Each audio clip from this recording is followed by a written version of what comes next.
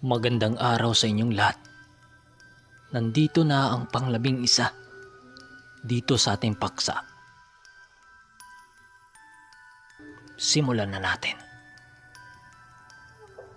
Habang nagmamasid sila Danilo at Manong Carpio, nagwiwika si Manong Carpio ng, Naliw ka ba sa manok ni Ingrasyo? Tila parang hindi manok kung kumilos, ano? "Oo nga Manong Carpio, pero di kaya may tangang mutya itong si Tandang Ingrasyo?" "Yun oh, panalo na naman si Tandang Ingrasyo sa pangalawang laban." Sagot naman niya dito. Hayaan mo lang sila, iho. Basta kapag wala ka pang nakikitang kakaiba, huwag mo nang pakikialaman. Hindi mo pa kilala yang si Ingrasyo. Wika ng matanda.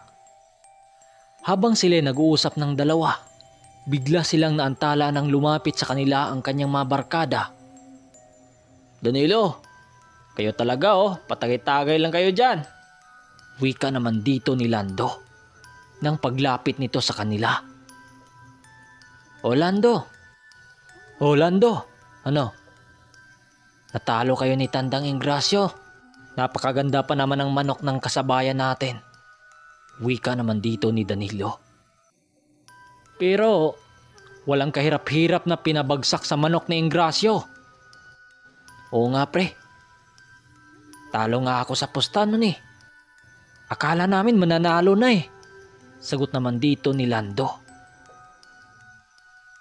Ganun talaga Lando. Minsan tagabin mo rin kung talo ka. Di ba Jong?" Wika ng udyok pa dito ni Buneng. Tika tama na. Kanina pa kayong dalawa sa ruin habang ako ay kabang-kaba.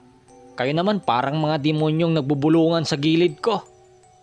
Siguro ako yung pinag-uusapan yung dalawa, no? Wika naman dito ni Lando. Sumagot naman si Buning dito ng, paano ba naman Lando? Sa mukha mo nakatingin tong kolokoy na to eh. Wika naman dito ni Buning. Sumabat naman si Lidjo dito ng, "Oo nga pre, parang ikaw yung nakipaglaban sa manok ni Ingrasyo Lando. Panay pa ang kumpas ng mga kamay mo, parang ikaw yung manok." Wika pa dito ni Lidjo. At sabay hagalpakan sa pagtatawa nitong kasama si Buning. "Mga baliw. Malaki-laki din kasi yung talo ko dun eh. Ikaw kaya Buning ipanlaban ko?" Wika pa dito ni Lando. Nahalatang napiko na ito. Kaagad naman itong pinutol ni Danilo ang usapang yon. Baka magkapikunan ang dalawa. Habang sila nakaupo sa bangko na gawa sa kawayan, ay nasipat nila ang pangkat ni Ingrasyo na lumalapit sa kanila.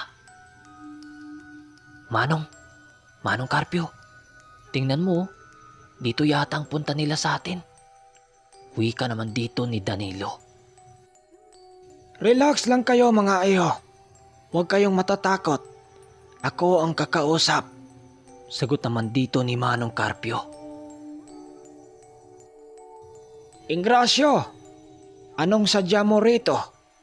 Ba't ka lumalapit sa amin? Wika ni Manong Carpio. Bakit?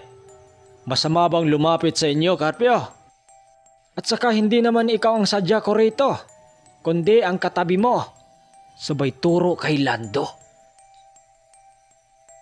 Nang marinig yun ni Lando, sumagot lang naman ito ng, bakit ho Manong Ingrasyo?" Balita ko malalakas daw ang mga manok mo sa baryo nyo. Putok na putok ang balita sa kabilang baryo na nagpaparibansa daw ang mga manok mo sa laban. Siguro ang mga kalaban mo, mga polpol. Ako ang tatapatan mo iho at nang magkaalaman na. Wika ni Ingrasyo dito. Nagulat naman si Lando rito dahil papanong nalaman ng matanda niya ang pagpapapanalo ng kanyang mga manok. Manong, wala naman ho yan sa nagdala ng manok. Depende ho yan sa manok kung sisurtehin. Sagot naman dito ni Lando. Meron ka pa bang manok na dala dyan? Ilaban nyo na. Yun oh, mag-alas 3 na ng hapon. Ilaban mo na, iho. Wika ng matanda. Manong, Bata pa kasi ang manok ko eh. Yung mga manok mo may mga edad na. Sagot naman niya rito. Subalit nagwiwika yun ng, sa ayaw mo at sa hindi, ilalaban mo yung manok mo. Malakas ka, di ba? ika ni Ingrasyo. Dahil sa nagkainita na ang dalawang panig, sumabat na dito si Manong Carpio ng, Kung ayaw ng tao, wag mo nang pilitin pa, Ingrasyo. Mamimilit ka pa eh. Huwag kang makikialam, Carpio. Hindi naman ikaw ang kinakausap ko, kaya't manahimik ka. wika ni Ingrasyo dito. Ingrasyo, huwag mo kong galitin ha. Baka hindi ako makapagtimpi sa'yo. Baka ano pang magawa ko sa'yo. Wika ni Manong Carpio na halatang galit na ito. Upang mabawasan ang tensyon sa paligid, sinagot ito ni Lando ng, Oo na, Manong. Lalaban kami sa'yo. Para manok lang magipag-away ka pa. Nang marinig yun ng matanda, tumitig lang naman ito kay Lando at nagsalita ng, Papayag ka rin naman pala. Pinapatagal mo pa. sabay ngisi nito at tumatawa ng nakakaloko. Nang pumayag na siya, tumalikod na ang matanda kasama ang mga alalay nito na purong may mga sukbit sa tagiliran nito na mga mahahabang itak. Makalipas ang ilang minuto, habang kinakabitan ni Lando ang manok nito ng bulang, kitang-kita noon ni Danilo ang kanyang kaibigan na para bang napipilitan lang ito. Kilala kasi niya itong si Lando dahil sa matagal na sila nitong magkakaibigan. O Lando, ba't ganyan ang pagmumukha mo? Takot ka ba doon? Takot ka ba nun kay Ingrasyo? Wika dito ni Danilo. O pre, lalaban tayo. Pero parang dihado kasi tayo sa laban na to eh. Hindi naman yun sinagot ni Danilo. Iho, sigurado ba kayong lalabanan nyo si Ingrasyo? Sumagot lang naman ito ng, O Manong, nag-aangas kasi yung matanda na yun eh. Pagbibigyan natin. Sagot naman dito ni Danilo. Ganun ba? Pero iwasan yung makipagtalo sa taong yon. Traitor yung taong na yon. Nakakilala pala kayo Manong. Naririnig ko kasi na sinasambit niya ang pangalan mo eh. Tanong naman dito ni Danilo. Subalit na pabuntong hininga lang ito at nagsalita ng, Mahaba-habang istorya, iho. Saka na natin yan pag-usapan. Kung kaya't hindi na niya ito kinulit. Dahil baka sa pagmumukha nito na para bang ayaw nitong maglahad. Kung kaya't sa laban ng manok na lang sila nakatuon. Lando, Buning, Lidyo, ipag-iisa nyo na ang lahat nyong pera dyan. Pusta natin lahat sa pagkakataong ito. Wika naman dito ni Danilo sa kanyang mga kasama. Sinunod naman ng mga ito ang kanyang mga sinasabi dahil siya ang nagsasalita na. Nang makapasok na sa ruwida silang tatlo, si Manong Carpio noon at si Danilo nanatili lang sa malaking bato. Ayon pa kay Danilo, sa pagkakataon na ito, ipaparanas niya sa matandang hambog ang bagsik ng kanyang tangan. Lando, ako na lang ang magbibitaw. Para naman makaganti ka sa mga salitang masakit sa matanda na yon.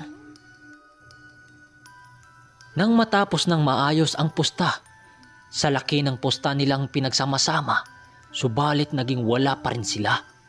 Dahil hindi rin biro ang pira ni Ingrasyo na ibinagsak sa sugal na yon. Habang nakatayo sila sa ruwida, nasipat nila ang matanda na may dinudukot itong panyo sa tagiliran nito. Kulay itim ang panyo na yon. Nahalatang may mga nakasulat dito na hindi mo maintindihan. Hindi lang naman ito pinansin ni Danilo upang hindi sila mapaghalata ang may karga din sila. Nagsimula na ding maghiyawan ang mga tao doon sa sabungan dahil kilala si Ingrasyo doong hari ng sabungan. Ni minsan hindi pa ito natatalo sa sugal dahil ang lugar ng hinagbaan noon, uso ang mga tagisan ng mga karga sa katawan. Ang ibang baryo naman ay nagtatagisan sa mga karga sa pamamagitan ng magpapataga sa katawan. Pero sa baryo nila Danilo, dinadaan sa labanan ng manok kung sino ang mananalo, yun ang pinakamalakas na karga. Nagsimula na nga ang laban. Subalit pagsalpukan ng dalawang manok, subalit nang magsalpukan yun, ay napahalakhak ang mga tao sa kakatawa dahil nakipagsabayan nga ang manok ni Lando. Pero makikita mo ang mga paa nito na para bang nakagapos ang mga paa nito. Kinakabahan na si Danilo noon at napawi ka sabay tingin kay Lando ng, anong nangyari sa manok mo? Para nakabitin lang yung paa pag lumilipad. Dito na nakumpirma ni Danilo na hindi nga basta-basta itong si Ingrasio. Nang titigan niya ang matanda, nakangisi yun habang humahalakhak sa kakatawa. Ilang bisis inatake ang kanilang manok at halos hindi na ito makaganti. Pre Danilo, tingnan mo, parang may nakatali sa paa ng manok ni Lando. Mukhang makakatikim yata tayo ng talo ngayon ah. Wika pa ni Buning dito. Pero sa kabila ng lahat, nasipat niya si Manong Carpio na nakangisi sa kanila at hawak-hawak na nito ang kahoy na may butas sa gitna. Maya-maya pa ay nasipat nila ang manok ni Lando na animoy nakakalas ito sa pagkakagapos. Pagsalpukan ulit ng mga manok ay napatalon-talon si Lando nang makita nito ang manok ni Ingrasio nangingisay. Biglang natigilan si Tandang Ingrasio sa mga nasasaksihan nito sa kanyang manok. Hindi kasi yun makapaniwala na mayroon palang isang taong magpapabagsak nito. Kaya maya pa ay nasipat ni Danilo ang matanda na tinuturo siya nito. Kaagad nilang kinuha ang panalo at lumapit kay Manong Carpio. Paglapit nila dito, nagwika si Manong Carpio ng, Sabi ko na nga ba, mayroon ding makatalo sa demonyong yan. Sana umuwi kayo ng maaga mga iho, dahil demonyo yung tao na yan. wika ng matanda. Dahil sa kanilang mga narinig, napasagot dito si Lando ng, Bakit Manong? Bakit Manong? May manggugulo po ba dito? Hindi naman sumagot si Manong Carpio dito at nag-iba ng paksa. Napaisip naman sila dito pero alam ni Danilo ang ibig sabihin ng matanda. Sobrang laking salapi noon ang kanilang napapanalunan, gawa ng limpak-limpak ang pusta nila dito. Matapos nilang mananalo sa laban, nag-iinuman na noon sila Lando, Buning, Lidjo at sa mga lalaking na kanilang nakasabayan. Habang sila Danilo noon at Manong Carpio, nasa taas yun ng malaking bato at nag-uusap-usap. Medyo tinamaan na sila ng kanilang iniinom. Inilabas na naman ng matanda ang kahoy nitong dala-dala. Napag-usapan na naman ng dalawa, pusta sila sa sultana ng manok. Sa kanilang usapan na yon, dito malalaman ni Danilo ang tinatagong lihim ng matandang ito. Ito palang si Tandang Carpio ay isa pala itong manggagamot na may dugong mambabarang. Ayon pa dito, kaya di umano nitong makipagsabayan sa mga aswang. Kaya pala nung una niya itong nakikita, pansin niya ang aura nitong kulay itim na naghahalong puti. Napakalakas ng ganong taglay. Gawa ng kaya nitong makipagsabayan sa kapangyarihan ng kadiliman o sa kabutihan.